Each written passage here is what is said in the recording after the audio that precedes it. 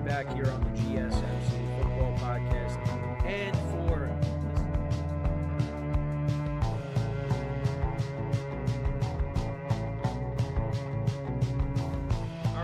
we are back here on the GSMC Football Podcast. And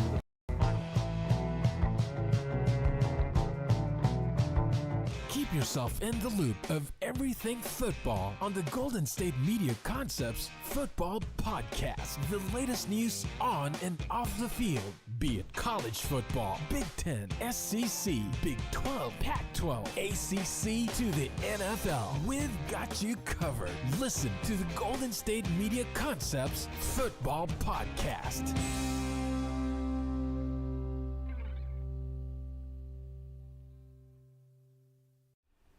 And welcome everybody to another edition of the GSMC Football Podcast, brought to you by the GSMC Sports Network.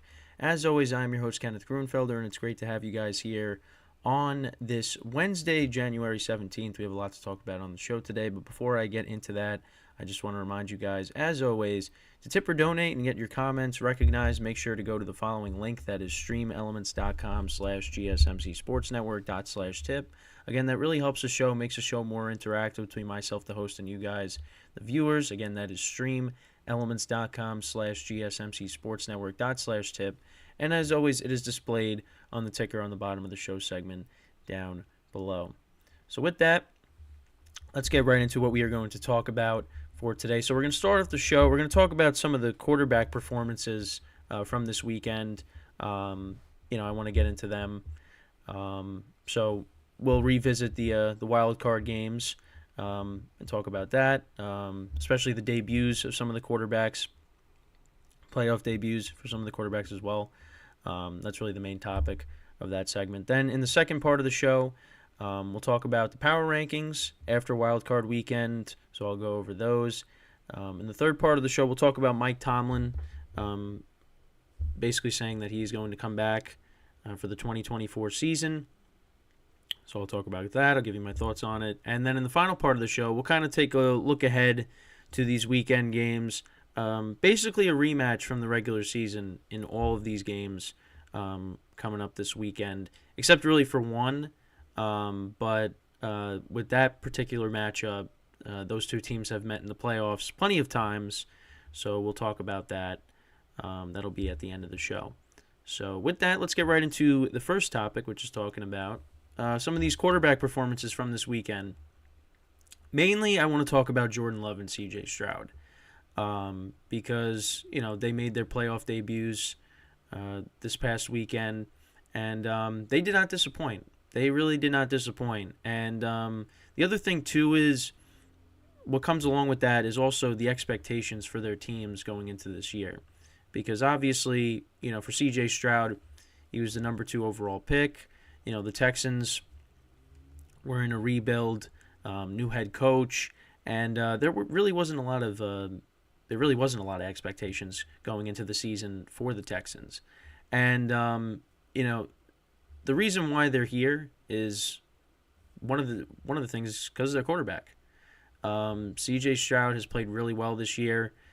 He's going to be up there for Offensive Rookie of the Year. I know I keep saying that he was going to be a lock, but it's going to come down to either him or Puka Nacua.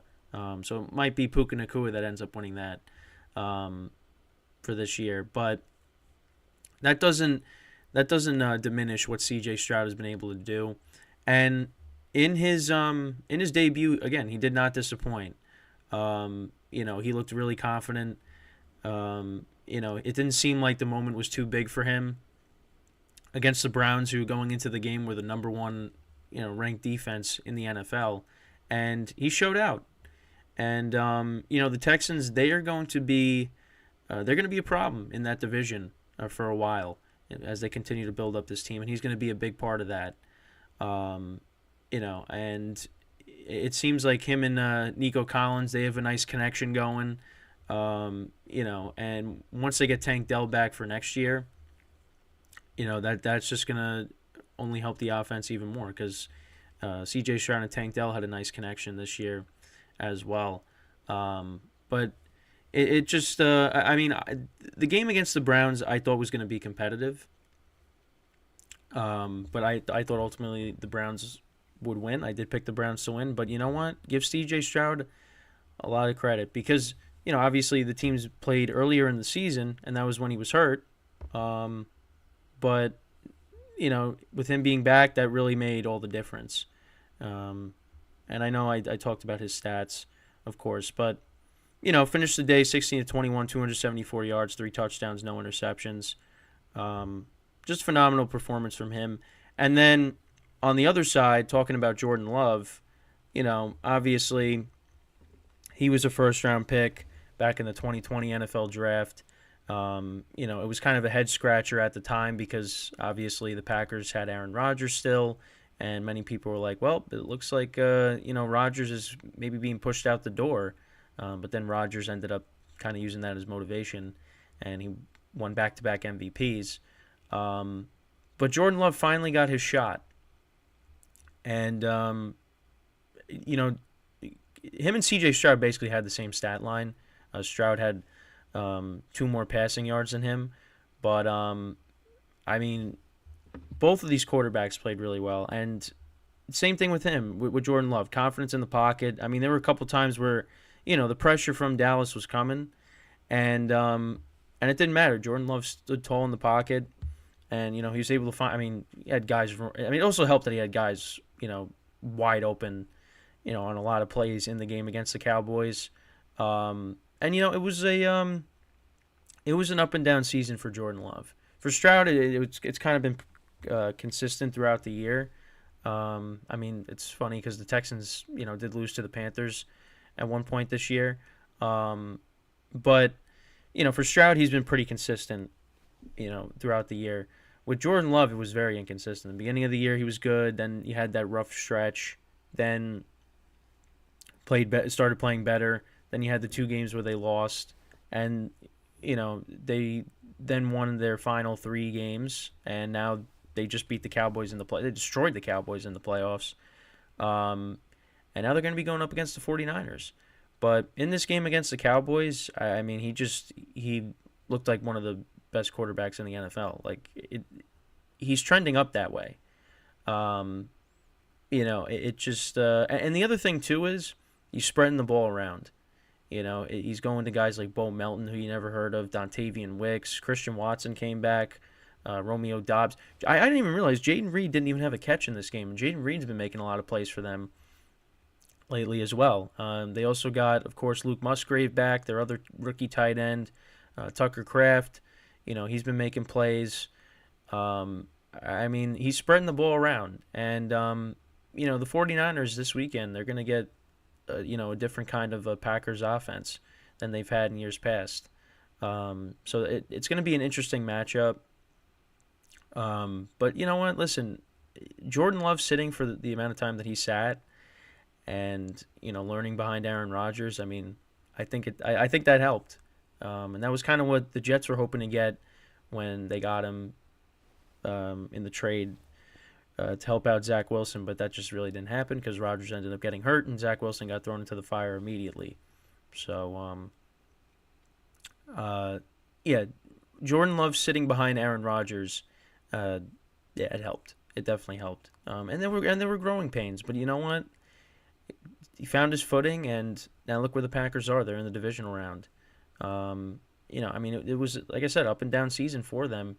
It looked at 6-6 after beating the Chiefs. You thought this team's definitely on its way to making the playoffs. Then they lost to the Giants, and then Baker Mayfield has that perfect passer rating against them, and then you thought, oh, never mind. Then they won their final 3 games. They get in, and they were the first 7th seed to beat a 2 seed since they expanded the playoffs. Good for Jordan Love, good for C.J. Stroud. And listen, again, with all the the past quarterbacks are retiring, the NFL's in good hands with a lot of these young quarterbacks that we have. Now you're adding Jordan Love and C.J. Stroud to that. We're in good hands for a long time, which is awesome.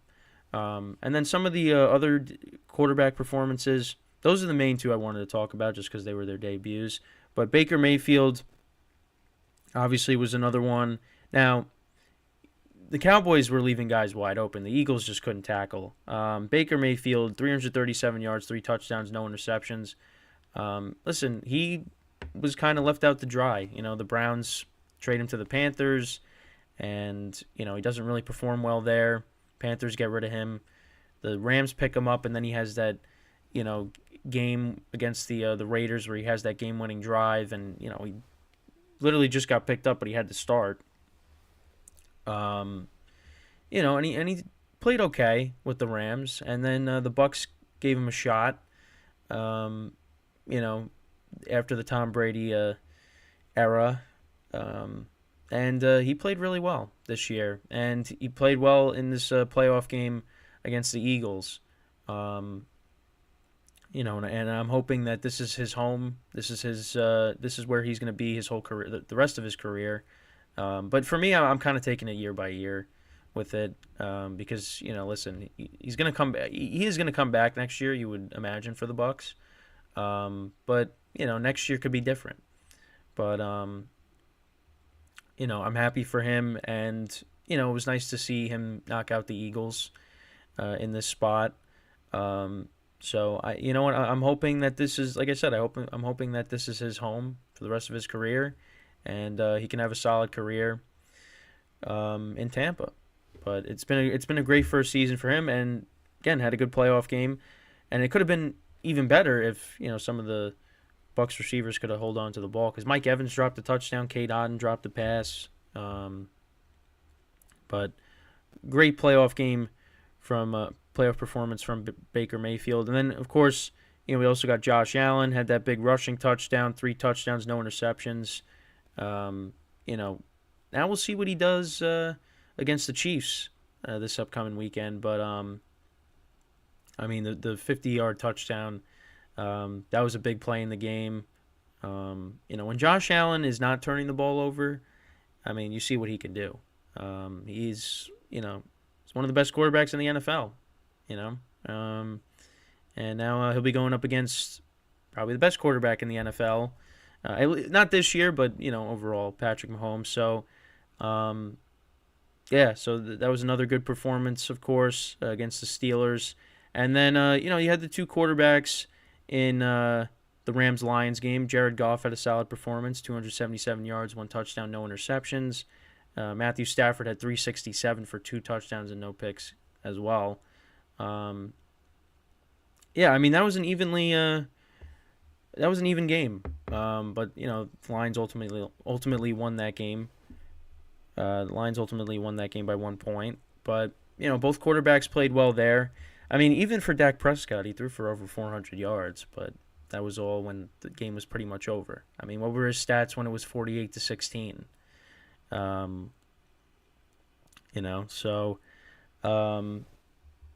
wouldn't put that. That was just the Packers' defense was just giving up at that point, because they're like, the game's pretty much over.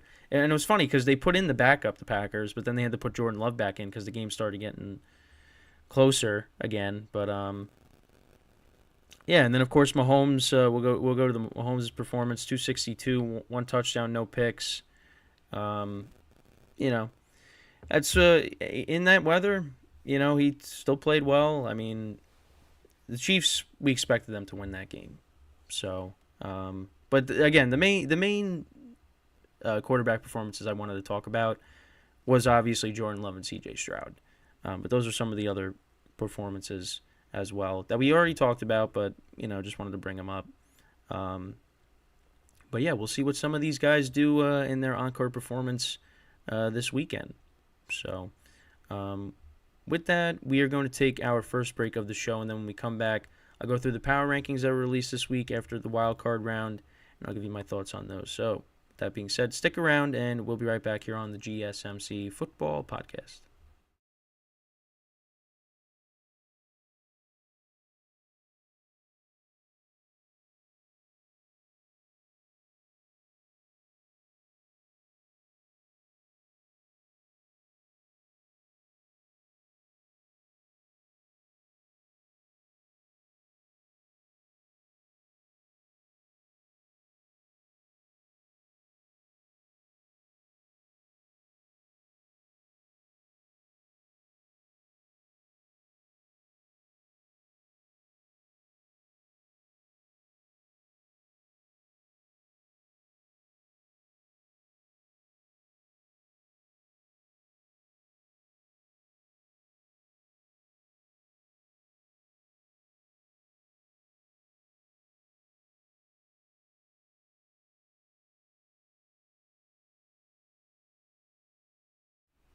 And we are back here on the GSMC Football Podcast. And for the second part of the show, we're going to go through the power rankings that were released this week, and I'll give you my thoughts on them. So let's get into that. Now, obviously, it's cut in half now because, now we're in the playoffs. So we'll go from 14 to number 1. So at 14, you got the Pittsburgh Steelers. Going into this postseason, they were probably on the lower side when it comes to the power rankings. Because obviously, listen, no disrespect to Mason Rudolph. He's one of the reasons why the Steelers, ended up making the playoffs. But obviously then no TJ Watt coming in against the Bills. It just, the Steelers had a lot stacked up against them here. And, again, they made it competitive with the Bills. They battled back from being down 21-0. It was 24-17 at one point. So it's not like they just didn't show up and got absolutely destroyed. It looked like that was what was going to happen early on in the game against the Bills, but they battled. But with no TJ Watt, who's your best player, and going up against the Bills, who have kind of owned the Steelers recently. I know in the season opener a couple of years ago, the Steelers won, but the Bills have kind of been the better team since whenever these two teams go up against each other. But yeah, they're at 14, but we'll get into their head coach returning for next year. But yeah, they were ranked at 14. You got the Eagles at 13. If the Steelers weren't here, they'd be ranked last because, what was that? What was that performance against the Bucs? Really, what has been the performance, over these, the last, month and a half? It's been horrible. But, I see on social media the Niners broke them, and kind of looks like that because ever since the Niners beat them, they only won one game.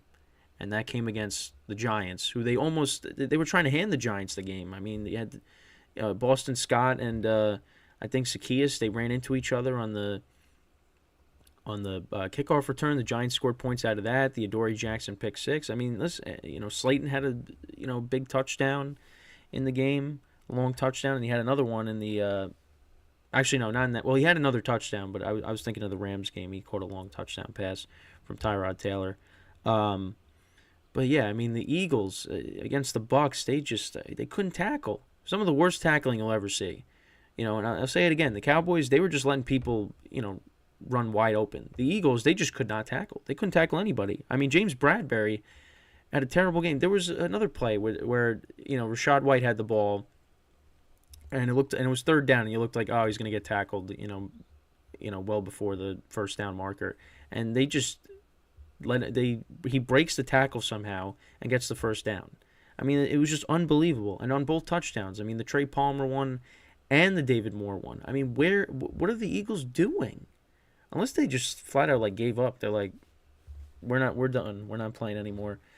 That was horrendous. And on top of that, quarterback didn't play well. They just didn't run the football. Again, DeAndre Swift had a great game when they played the Bucs last time, but they just did not use him. I don't know. Because when the Eagles got the ball to start on their first drive of the game, DeAndre Swift had a 9-yard run. You're like, okay, I guess they're going to lean on him, but it didn't happen. Devontae Smith showed up. Again, if the Steelers were not on here, the Eagles would be ranked last. And then you got the Dolphins. It was a tough situation for them having to go play in that weather. But yeah, Tua Tagovailoa didn't play well. You're missing a lot of your guys on defense. It was that was another tall task for a team, was the Dolphins going into Kansas City. Again, Tyreek Hill catches that long touchdown pass, and you thought, okay, maybe the Dolphins will put up a fight here, but that was really it. So yeah, they ended up at 12. Browns at 11. Their defense, that was rough. That was rough against Stroud. But they did give up a lot of points on the road this year. Again, when they played the Colts earlier in the season. I think, what was the final score of that? It was like 39-38, something like that. It was a ridiculous score. And then it happened here. I mean, C.J. Stroud sliced up that defense. And obviously Flacco throwing the 2 pick sixes really, put the dagger in them in the game on Saturday. I mean, the Browns, we'll see what happens next year, but that was an ugly performance by their defense. And then Flacco, of course, throwing the 2 pick sixes. And then we get to the top 10. So the Rams are at 10. Yeah, I mean, out of the teams that lost this weekend, I mean, they were the team that, put up the best fight. They actually have the Cowboys ranked ahead of the Bucs and the Rams. I don't know how that works. I mean, I feel like if the Cowboys are eliminated, you should put them at the bottom. I mean, at least with the Rams, they battled back. It looked like it was going to be a blowout, but, they kept the game close. I mean, Matthew Stafford played really well. They didn't run the football as well as they have been, the Rams, but, and then also Stafford getting hurt in the game too. Every time they had it, they were replaying it on NFL Network, and of course, when I turned it on, it was when Stafford got, hit, and his head slammed against the ground. That was an ugly play. But yeah, I mean, the Rams, out of the teams that lost, they were the team that put up the best fight. They're at 10. The Bucs at 9. Again, I mean, I just talked about Baker Mayfield and his performance. I mean, we'll see what they do against the Lions this week. I mean, they played them already this year. We'll talk about it later in the show to finish off the show. But I mean, whatever happens, it's been a good year for Baker, and I mean, listen, they're going into Detroit. I would say they're playing with a little bit of house money. Why not? I mean, the Lions, they're the 3 seed. The Bucs, I mean, they already lost to the Lions. They've been kind of I mean, both teams have been inconsistent at times this year. I can't say they both have been, but let's see if the Bucs can maybe get some revenge here this weekend against the Lions. They got the Cowboys at 8. I mean, I'd probably rank them below both the Rams and the Bucs because they lost. I mean, their defense played. I mean, it's debatable on who played worse. You got the Browns defense that played awful, the Eagles defense, and you got the Cowboys defense. So it's one of those 3. Those are the 3 worst defensive performances of the weekend. And of course, then Dak Prescott had his 2 interceptions as well. I mean, I put them lower. I mean, because at one point they were losing 48-16. I mean, of course, then they got to score those 2 garbage touchdowns to make the score more respectable. But yeah, the final score of the game really is 48-16. Just ugly performance by the Cowboys. I mean, that one came out of nowhere. Like the Eagles one, even though I picked them, I was still like, I mean, they haven't played great. They have not been good for a while. But that was kind of, I mean, not 32-9, but you kind of expected like they can probably lose this game. The Browns I thought was going to be more competitive. The Packers-Cowboys game I thought was going to be more competitive. Well, at least like the Texans-Browns game was competitive for a little bit, for a half, basically. This game, I mean, it was before you blinked and it was 27-0 Packers. So I don't know what the Cowboys are going to do, man. It's going to be a long off season for them. So then at 7, you got the Packers. I mean, what a performance by them. I mean, Jordan Love's playoff debut. I mean, Aaron Jones is running the football. They're forcing turnovers. They're sacking Dak Prescott. I mean, what a great performance by the Packers. I mean, I just talked about Jordan Love's debut and Stroud's debut because they have the Texans at 6. Those are kind of interchangeable. I mean, it's debatable on who you could put. I mean, the Texans had 2 pick sixes. The Packers defense had 1. Darnell Savage had 1. I mean, both teams, did well in their playoff games. And we'll see what they do in their encore performances against the one. They're going up against the 1 seeds, both of them. So maybe they, put on a nice encore performance. Who knows? Then in the top 5, you got the Chiefs. I mean, they pretty much, they dominated this game from start to finish. The Dolphins really, I mean, again, there was the one play to Tyreek Hill for the touchdown. Other than that, there really wasn't. The Chiefs had this game won. I mean, their defense did well. Mahomes had a good game. I mean, not really much to say about them in their matchup against the Dolphins. And then the top 4, you got the Lions. I mean, Jared Goff played well. The defense got to Stafford. And now we'll see, when they play against the Bucs this weekend. And the top 3 is the Bills, the 49ers, and the Ravens. I mean, can't argue with it. The Bills, they did take their foot off the gas pedal, and the Steelers were able to come back and make it a 1-score game, but then they got that crucial touchdown drive. Obviously, again, missed tackles. I mean, Minka Fitzpatrick, you had Shakir, and then he somehow gets away, and he scores a touchdown. Josh Allen played turnover-free football, and if he could do that against the Chiefs, that game, I cannot wait for it. I really can't. And we're going to talk about it later in the show. Yeah, I mean, I can't really argue the Bills being at 3. Again, I feel like you could flip-flop the Lions and the Bills. And then the top 2, of course, you got the 49ers and the Ravens, who will play this weekend. We'll see how they do in their first playoff games this weekend. Of course, they both play on Saturday. The Texans will be playing the Ravens, and then, of course, you got the Packers playing the 49ers. And like I said, we'll take a quick peek at these games. Well, not really a quick peek, but we'll take a look at these games. We're halfway through the week, because I haven't really talked about these upcoming playoff matchups. But this will be the first time to look at them. Because we got rematches really for all of these games. Three of the 4 from the regular season, and then one of them is just from the past. So that's kind of how that segment's going to be to finish off the show.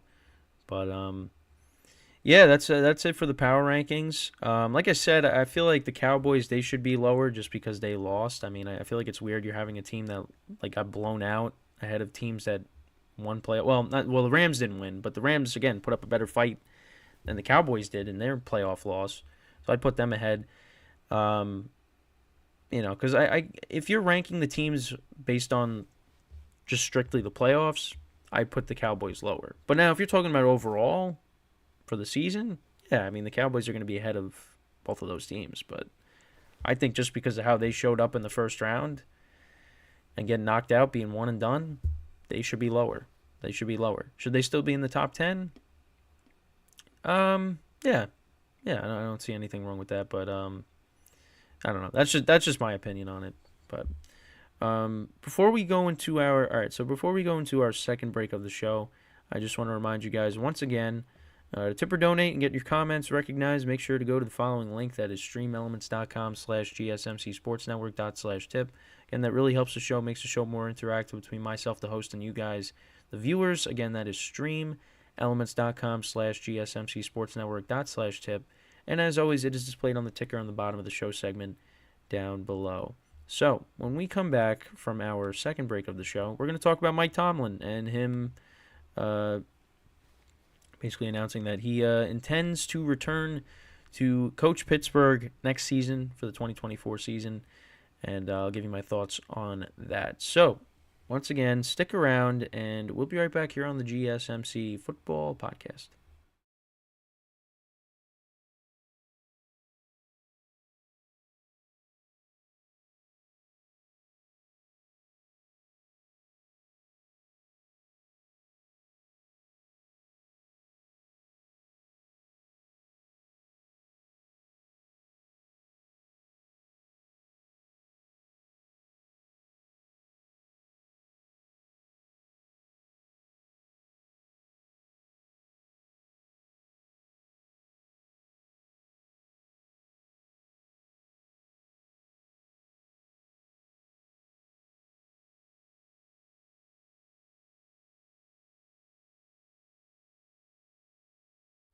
All right, and we are back here on the GSMC Football Podcast. And for the third part of the show, we're going to talk about Mike Tomlin and him announcing basically that he intends to return to Pittsburgh next season.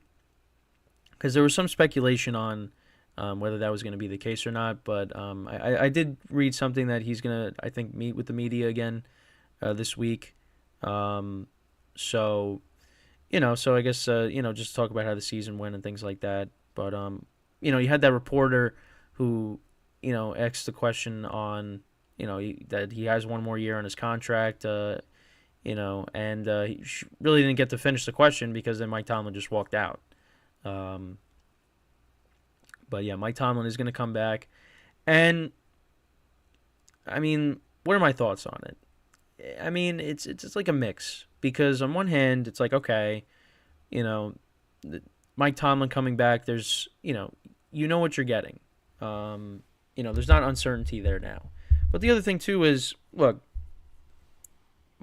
as much as we, appreciate what Mike Tomlin has done and the fact that, the Steelers have not had a losing season since he's taken over as the head coach, and obviously they did win a Super Bowl all those years ago.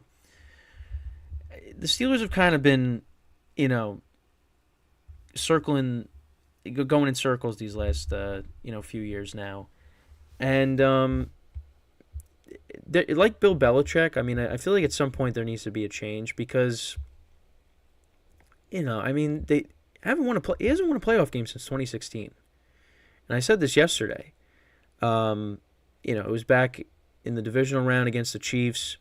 Chris Boswell kicked like 6 field goals. They won like 18-10, I think the final score of that game was. It's been a long time. And there's been a lot of games over the years, too, where the Steelers have played down to their competition. And Steelers fans could tell you. I mean, and, my dad being a Steelers fan and, me having some investment in the team because of that, I know exactly what they're talking about. You go back to the playoff game in the divisional round when they were the 2 seed against the Jaguars. That score ended up being 45-42. The Steelers did not show up for that game. I mean, defensively they didn't show up. I mean, the offense showed up, but they were down. Weren't they down like 21-0? And then all of a sudden, as people say, Ben Roethlisberger started playing backyard football, and he threw for like over 500 yards in the game, and but they still ended up losing. It was like, I mean, if it wasn't 500, it was at least over 400. But I'd have to go back and look. But yeah, and then 2018 they got swept by the AFC West, and that's what led to them missing the playoffs. Although Antonio Brown blames Juju Smith-Schuster when he fumbled against the Saints late in the season. And they tied the first week of that year. And then the following year, Ben Roethlisberger gets hurt, so you had Mason Rudolph starting the whole year, and Devlin Hodges, or Duck Hodges, as we like to say. And they somehow ended up finishing 8-8, and basically being in it till the last week of the regular season. Then 2020. They get off to that great start, and then, they lose to at the time, the Washington football team, and then the wheels kind of fell off, and then, before you know it, you're down 28-0 against the Browns at home in the first round of the playoffs. So you lose that game.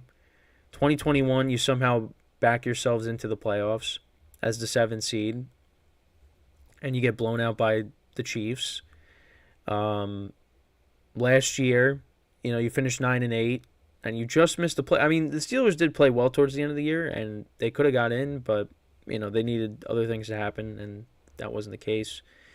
Those things didn't happen, and they missed the playoffs at 9-8. And then this year was just a roller coaster of a season because they were winning games, and you're like, how are they doing this? Because they just, offensively they were struggling. That they finally got rid of Matt Canada.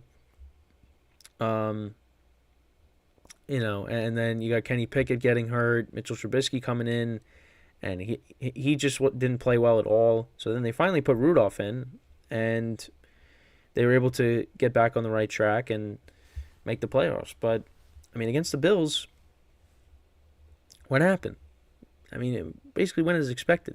They didn't win, and they were getting blown out. They made it a competitive game, but they were not going into Buffalo and winning that game. It just wasn't going to happen.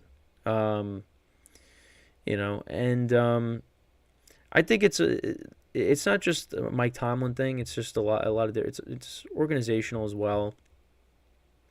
The Steelers are still, it's not like they're laughing stock or anything, but they're kind of they're mediocre. That's what they are.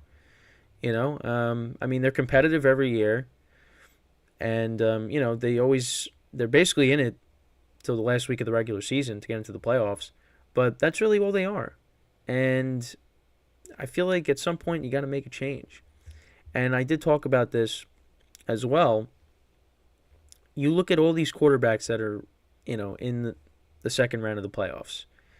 Look on the AFC side, Lamar Jackson, Josh Allen, Patrick Mahomes, and now C.J. Stroud. Oh, my earpiece fell out. You got those on that side. And then on the other side, I mean, obviously, I don't want to say like Jared Goff is elite, but Jared Goff is solid. Baker's had a solid year as well. Jordan Love is trending up as a top quarterback in the NFL if he keeps playing like how he's been playing lately. And then of course you have Brock Purdy, who's an MVP candidate for basically the whole year. The Steelers now. Brock Purdy, a lot of people will say it's the talent around him that's making the difference. So, I mean, I'm not going to put Brock Purdy in the same conversation as, the quarterbacks on the AFC side. But Brock Purdy still is a pretty good quarterback with what he's been able to do since he, took over when Jimmy Garoppolo got hurt. But I'm not going to put him in the Patrick Mahomes, Josh Allen, conversation. He's not in that tier. But the Steelers, for a team that plays in the AFC, those are the quarterbacks you're going up against. And you look at your division. I mean, Joe Burrow is going to come back next year. If Deshaun Watson comes back and plays how he's supposed to, that's another quarterback you add to the list. And where does that leave you? You got the word. It's debatable now with the Browns because the Deshaun Watson deal just has not panned out for them. But if Deshaun Watson gets right, they have the worst quarterback situation in the division, the Steelers. And I don't like saying that because again, I want to see Kenny Pickett succeed, but let's be honest. What is he really going to be as good as Joe Burrow? Is he going to get to that level? Is he going to get to, I mean, what does he do that's like, what does he do really well since he, became the starter? I mean, the Steelers have won games, but I don't really see him being a difference maker. Now, the team kind of fell off once he got hurt. But that's, I think, because Mitchell Trubisky is just not a good quarterback. He's not a good backup. He's probably going to find himself out of the league. Or at least being like a third stringer. I mean, he was awful in the games that he played in.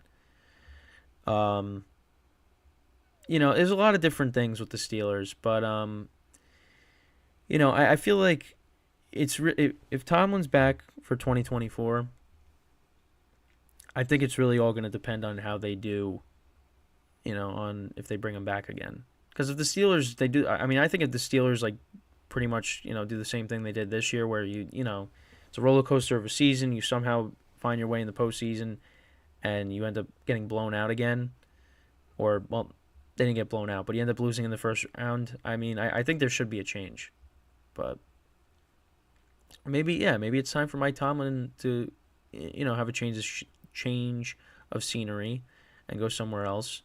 Because I mean, another team would pick him up in a heartbeat.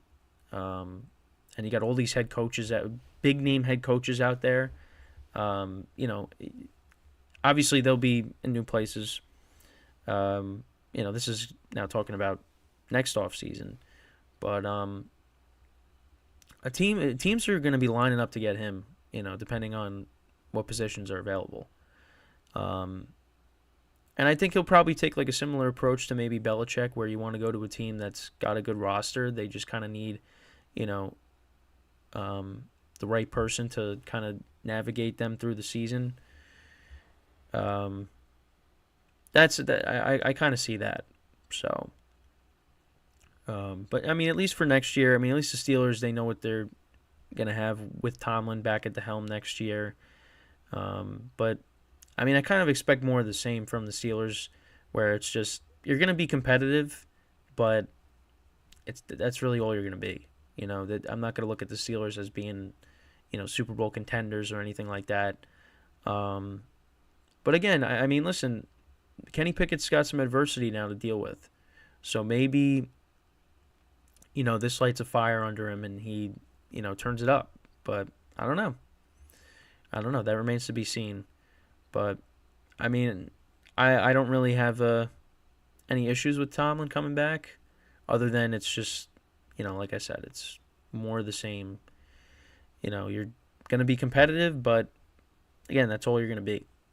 You know, so but that's at least one less coach that we know is not going to be on the move this offseason, as we still kind of wait for you know, what some of these other teams might do. I mean, teams in the NFC East, are they going to let go of their coaches? I mean, again, it's probably more likely that Dallas lets go of McCarthy than it is for the Eagles to let go of Sirianni, but again, when you got those candidates out there, you got those guys out there like Belichick and Harbaugh and Vrabel. I mean, you might want to make a change. So, you know, we'll just have to wait and see. But we know that Mike Tomlin will not be a part of that. Because if Mike Tomlin ended up, you know, leaving Pittsburgh and you had him to go along with those guys, I mean, it'd be insane. But yeah, somehow it's just crazy. The NFL is just, there's always stuff happening. Even when, I mean, obviously we're in the middle of the playoffs with all this going on with the coaches, but it doesn't matter. Like, even in the off season, like, the NFL is still going to be making headlines, and it's a machine. So yeah, but let me know what you guys think about Tomlin coming back to Pittsburgh. Do you think he should be back, or should the Steelers move on? Let me know in the comments. So when we come back from our final break of the show, we'll take a look ahead to the games this weekend in the divisional round. Like I said, 3 of the 4 matchups, we saw them earlier in the season. One of them, we've seen a lot of those matchups in the playoffs over the years, and it's kind of been one-sided in those matchups. So we'll get into all that. Again, you know, we really haven't talked about the matchups. We talked about them briefly, but you know, now we're now that we're in the middle of the week, we'll take a look ahead to them, and I'll give you my early thoughts. Obviously, we'll save everything, well, the rest of it for Friday's show when we, you know, go through each game, and I'll give you my predictions on them. But yeah, so when we come back from our final break, that's what we will do. So with that being said, stick around, and we'll be right back here on the GSMC Football Podcast.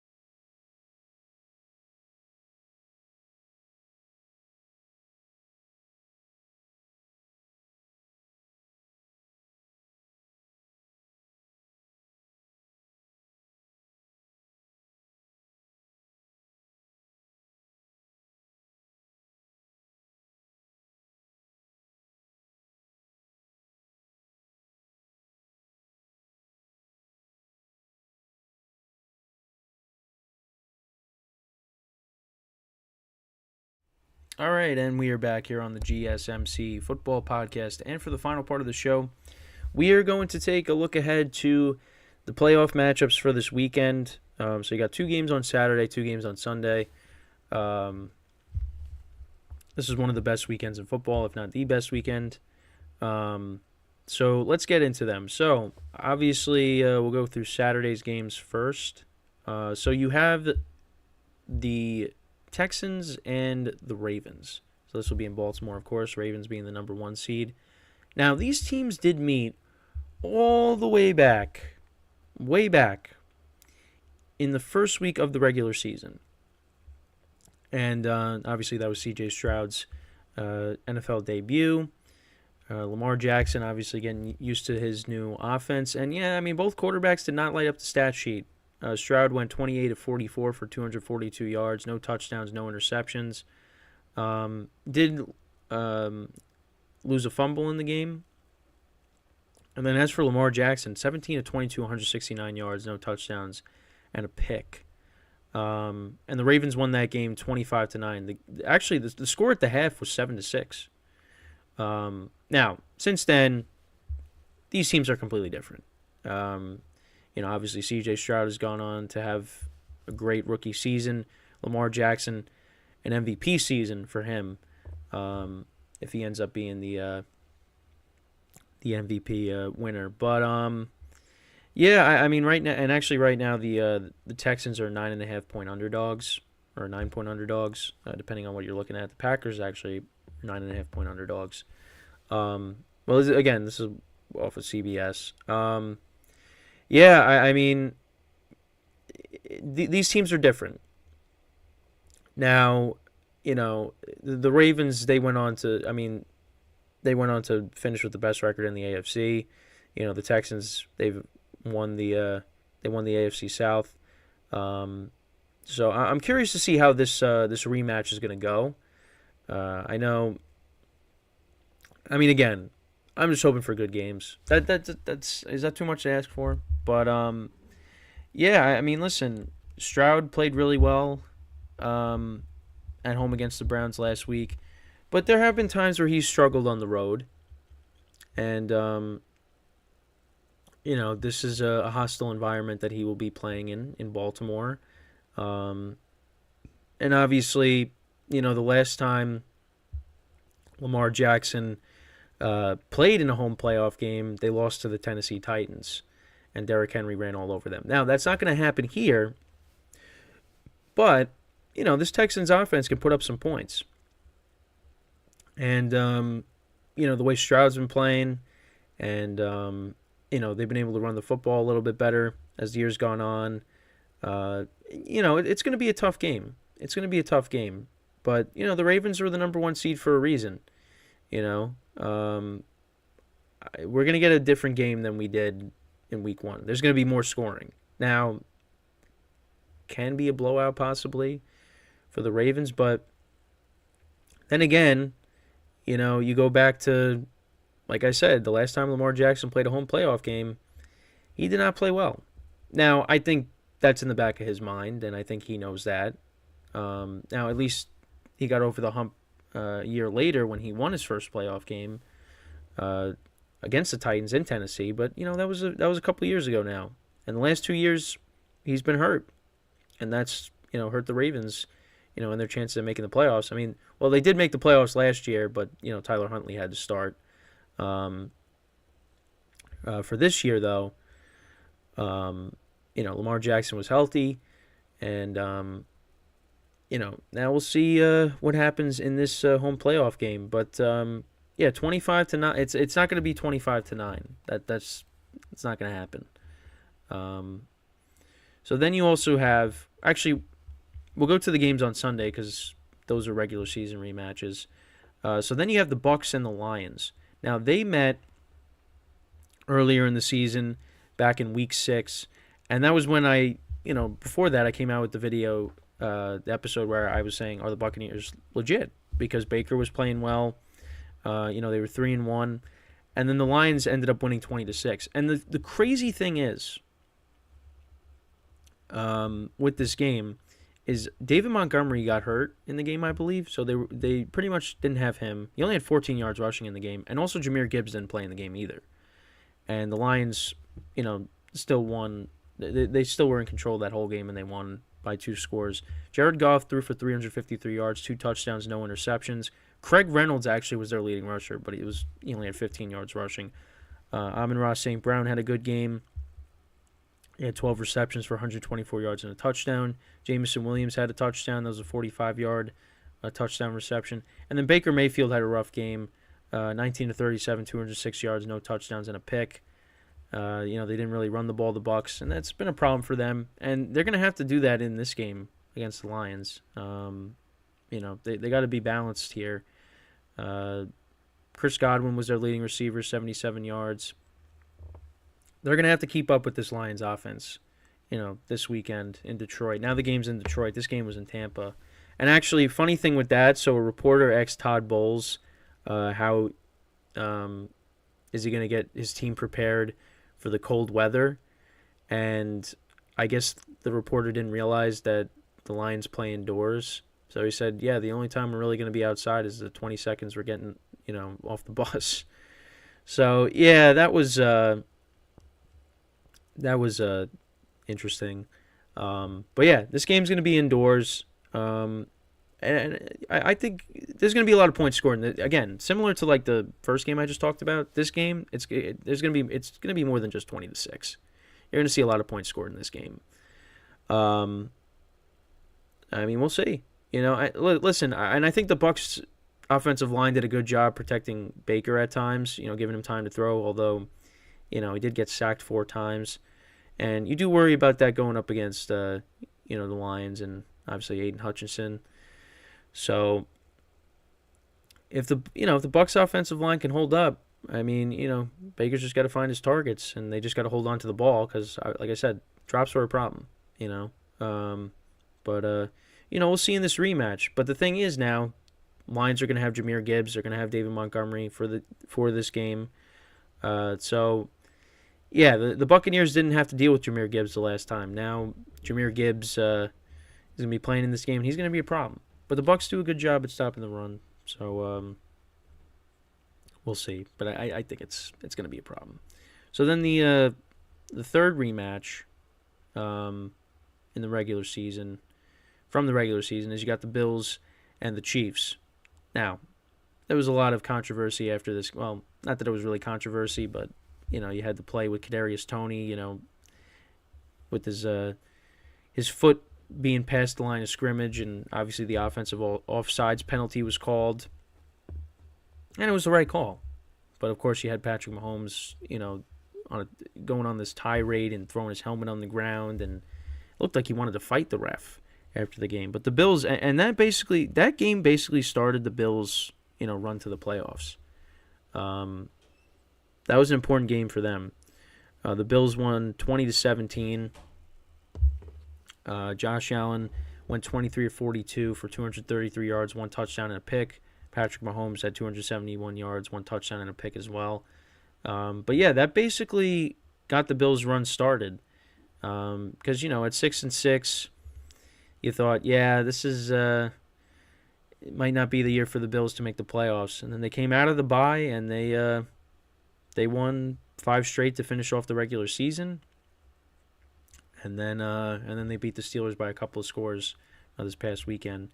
But now this game is going to be played in Buffalo, which is going to be interesting because the last time these two teams played in Buffalo, I brought this up, it was back in 2020, and there was no crowd or anything. Now you're going to have a crowd for this game, and it's in the playoffs. Patrick Mahomes has never played in a road playoff game. This game's going to be a lot of fun. I cannot wait for this game. Are we going to see another 42-36 game, like I said? Maybe. I hope we do. But, listen, can't say no to another Mahomes-Allen playoff matchup. Really looking forward to that. But, it's weird because the Chiefs have kind of owned the Bills in the postseason, but the Bills have owned the Chiefs in the regular season. Because you go back to last year, they won in the regular season. The year before that, the Bills won in the regular season. The Chiefs did win in 2020, both games. But still, like, in Arrowhead, the Bills in the regular season, they have owned the Chiefs. But now we'll see what happens now with this game being played in Buffalo. So those are the 3 matchups from this regular season. Now we got the last matchup I want to talk about, which wasn't a matchup from this year, wasn't a matchup from last year, but has been a matchup in the playoffs, over the years. And being an Aaron Rodgers fan, it's been rough whenever the Packers would go up against the San Francisco 49ers. I actually watched the highlights from the wild card matchup back in the 2013-2014 season. That was in Lambeau. That was the year Rodgers broke his collarbone.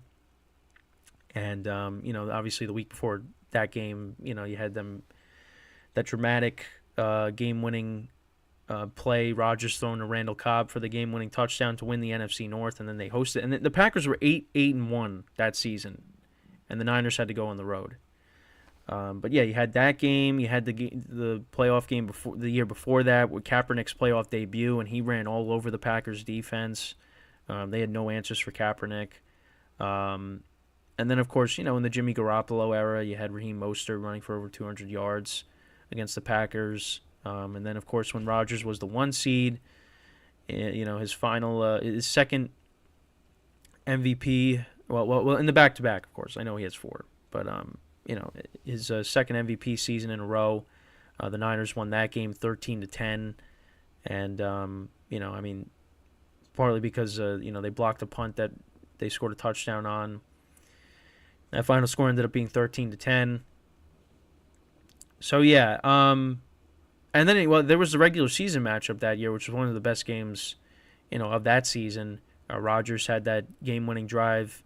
It was him and Devontae Adams, really. 2 Devontae Adams receptions, and then Mason Crosby kicked the field goal to win the game there. And that was in San Francisco. That was a good game.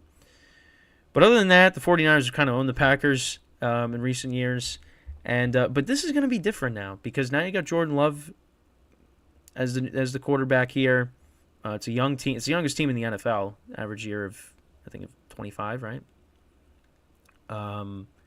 So I'm curious to see how this is going to go. I will say, it's going to be different for the Niners because, now you're game planning for a different quarterback, and, Jordan Love is spreading the ball around. And, listen, the offensive line did a good job against the Dallas defense on Sunday. This is different now. Now you got to deal with Bosa and Chase Young. You had to deal with Micah Parsons and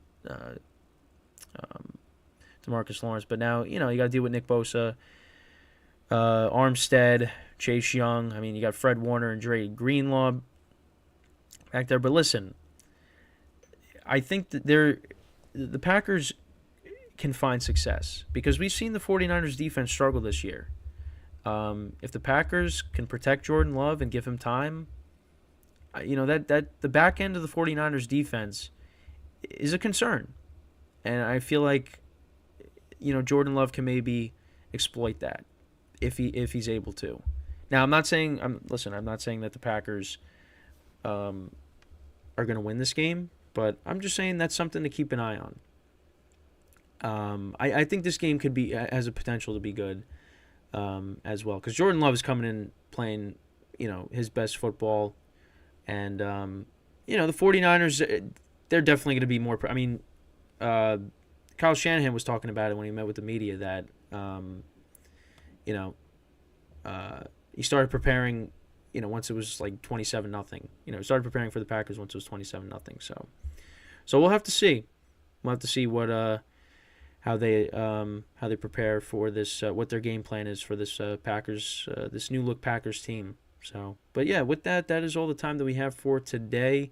Thank you guys for watching. We'll be back again 10:30 a.m. Eastern Time tomorrow. So until then, I'm Kenneth Grunfelder signing off from the GSMC Football Podcast, brought to you by the GSMC Sports Network. Have a good day, and I will see you guys tomorrow. Take care.